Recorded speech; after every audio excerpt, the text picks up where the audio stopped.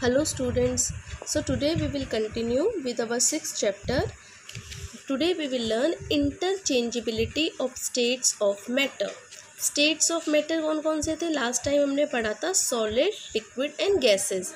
Interchangeability, what do you mean by interchangeability? Interchangeability का मतलब होता है एक से दूसरे में चेंज होना. तो matter can change it's state on heating और कूलिंग. जब हम मैटर को हीट करेंगे या फिर उसको कूल करेंगे तो जो मैटर है वो एक स्टेट से दूसरे स्टेट में चेंज हो सकता है. तो solids, liquids and gases are interchangeable states. Solids, liquid और गैसेस इंटरचेंजेबल होते हैं.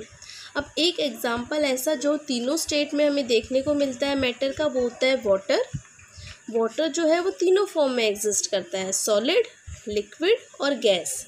सॉलिड फॉर्म वाटर का होता है ice, liquid water, gas water vapour, मतलब कि स्टीम, भाप जो निकलती है पानी में से, वो गैशियस फॉर्म है वाटर का.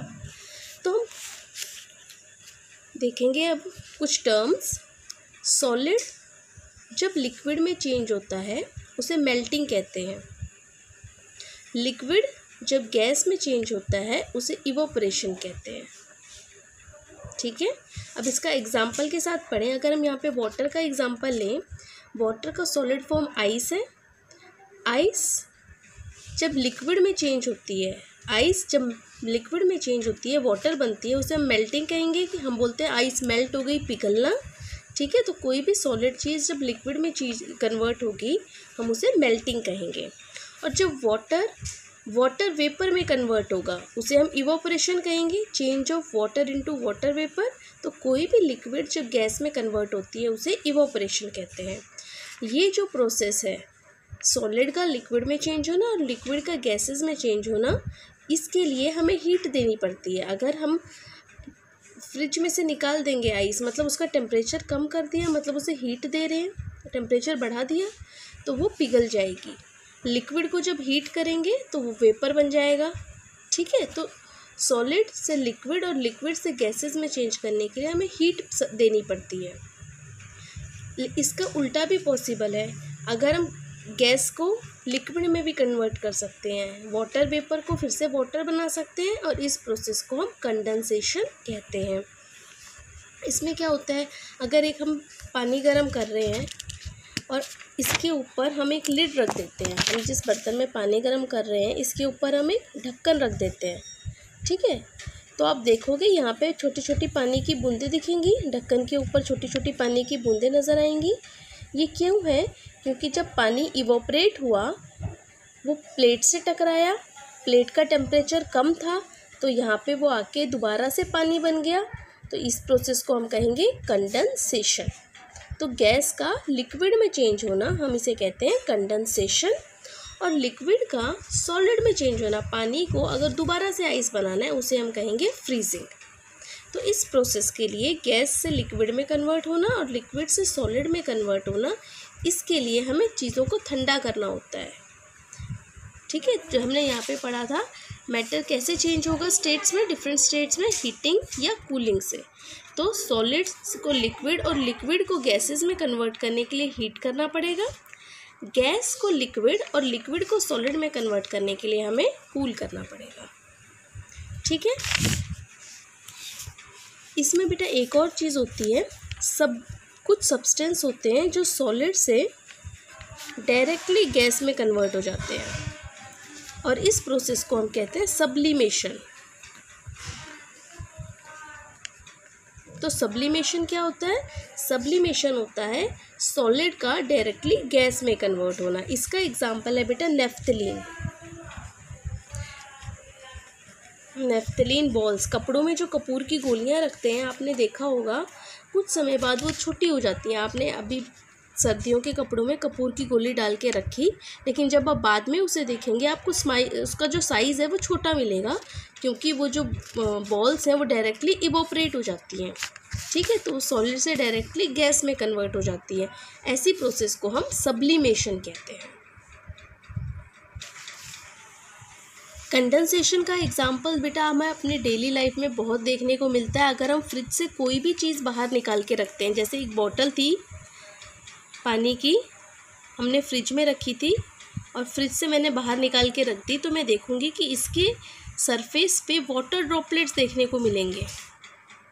ये कंडेंसेशन की वजह से होता है। ये पानी कहाँ से आया? हवा में जो वाटर वेपर होते हैं, जब ये ठंडी बॉटल से टकराते हैं तो वो दोबारा से कंडेंस हो जाते हैं बॉटल के सरफेस पे। ठीक है, next we will see solution, solute and solvent. तो उसके लिए हमें सबसे पहले पता होना चाहिए सॉल्यूशन क्या होता है। जब एक चीज़ किसी दूसरे चीज़ में पूरी तरह से घुल जाती है, डिज़ोल्व हो जाती है, हम उसे सॉल्यूशन कहते हैं। सॉल्यूशन क्या होता है? Solution is a mixture where one substance dissolves और मिक्सेस वेल इनटू अनदर। एक सब्सटेंस दूसरे सब्सटेंस में जब पूरी तरह से घुल जाता है तो ऐसे मिक्सचर को हम सॉल्यूशन कहते हैं। एग्जाम्पल लेते हैं, हमने पानी लिया, पानी में चीनी मिक्स होती है, हमने चीनी मिला दी तो हमें मिल गया शुगर सॉल्यूशन।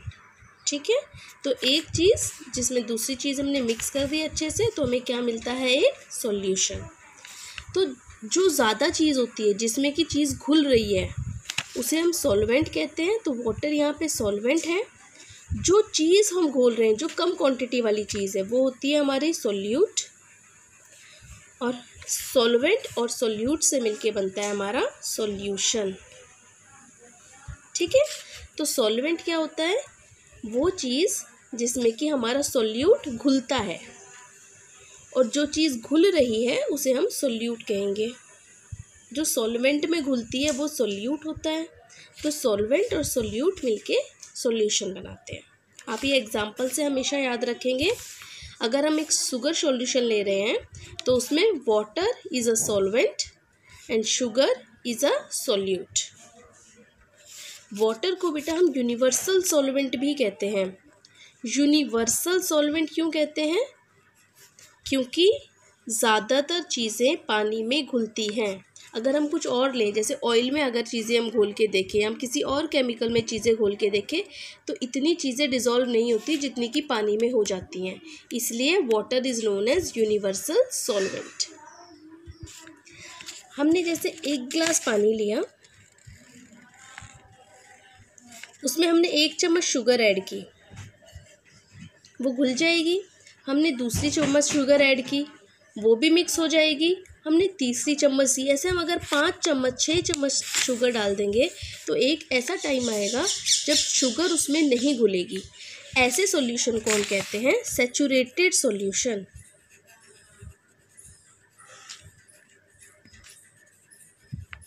सैचुरेटेड सॉल्यूशन क्या होता है? एक ऐसा सॉल्यूशन जिसमें कि और सॉल्यूट नहीं घुल सकता एक गिवन टेम्परेचर पे। ठीक है, तो सैचुरेटेड सॉल्यूशन वो सॉल्यूशन होता है जिसमें कि हम और सॉल्यूट डिज़ोल्व नहीं कर सकते। अगर हम शुगर सॉल्यूशन ले रहे हैं तो अगर हम इसमें और चीनी नहीं घोल पा रहे हैं तो ये एक सैचुरेटेड सॉल्यूशन हो जाएगा। Next, liquid in liquid. अब हमने देखा था कि सॉलिड और लिक्विड एक सॉल्यूशन बना रहे हैं, तो क्या लिक्विड और लिक्विड भी मिलते हैं? हाँ, जब 2 लिक्विड मिक्स हो जाते हैं पूरी तरह से तो उसे मिक्सिबल लिक्विड्स कहते हैं। जैसे कि वाटर एंड मिल्क। वाटर और मिल्क अगर हम एक दूसरे में घोलें तो वो घुल जाते हैं, सो दे आर मिक्सिबल लिक्विड्स। और जब 2 लिक्विड आपस में नहीं घुल पाते हैं, सॉल्यूशन फॉर्म नहीं कर रहे हैं, तो हम उसे कहेंगे इमिक्सिबल लिक्विड। जैसे कि ऑयल एंड वाटर। अगर मैं एक वाटर के ऊपर ऑयल डालती हूँ तो ऑयल तैरेगा पानी के ऊपर, तो this is immiscible liquid. Miscible liquids जो 2 लिक्विड्स आपस में घुल जाएं, इमिक्सिबल लिक्विड्स जो 2 लिक्विड्स आपस में नहीं घुलते। Gas in liquid. क्या गैसेस डिसॉल्व होती हैं लिक्विड में? बिल्कुल होती हैं बेटा। जैसे हमारी सॉफ्ट ड्रिंक्स में आप बबल्स देखते हैं। कोको कोला हो गई, फैंटा, लिम्का, जब आप खोलते हैं उनमें बहुत सारे बबल्स आते हैं। वो कार्बन डाइऑक्साइड गैस की वजह से होते हैं, क्योंकि सॉफ्ट ड्रिंक्स में कार्बन डाइऑक्साइड गैस डिसॉल्व होती हैं, इस वजह से वो बबल्स हमें देखने को मिलते हैं। और भी कुछ गैसेस हैं जो लिक्विड में डिसॉल्व होती हैं, जैसे कि ऑक्सीजन। ऑक्सीजन भी है जो पानी में आराम से घुल जाती है, पानी में आराम से घुल जाती है, इसीलिए जो एक्वेटिक एनिमल्स हैं वो आराम से सांस ले पाते हैं। एक्वेटिक एनिमल्स को ब्रीथ करने के लिए ऑक्सीजन चाहिए, तो ऑक्सीजन होता है पानी में तभी वो ब्रीथ कर पाते हैं। तो पानी में कार्बन डाइऑक्साइड, ऑक्सीजन, ये गैसेस डिज़ोल्व होती हैं। हाइड्रोजन, हीलियम ऐसी गैसेस है जो पानी में डिज़ोल्व नहीं होती। तो हमने आज देखा कि जो सॉल्यूशन होता है वो होता है मिक्सचर जो एक सब्सटेंस को अपने अंदर डिज़ोल्व कर लेता है। जैसे अगर हम सैंड लें बेटा, एक ग्लास ऑफ वाटर लें, उसमें सैंड डालें तो सैंड तो नीचे सेटल हो जाएगी, उसमें डिज़ोल्व नहीं होगी। So this is not a solution. Sand and water is not a solution, क्योंकि वो डिज़ोल्व नहीं हो रहा। तो सॉल्यूशन तभी बनेगा जब दो चीज़ें आपस में डिज़ोल्व होंगी। तो इमिसिबल लिक्विड एक सॉल्यूशन नहीं है, एडमिसिबल लिक्विड सॉल्यूशन होते हैं क्योंकि ये दोनों डिज़ोल्व हो रहे हैं। I hope this is clear.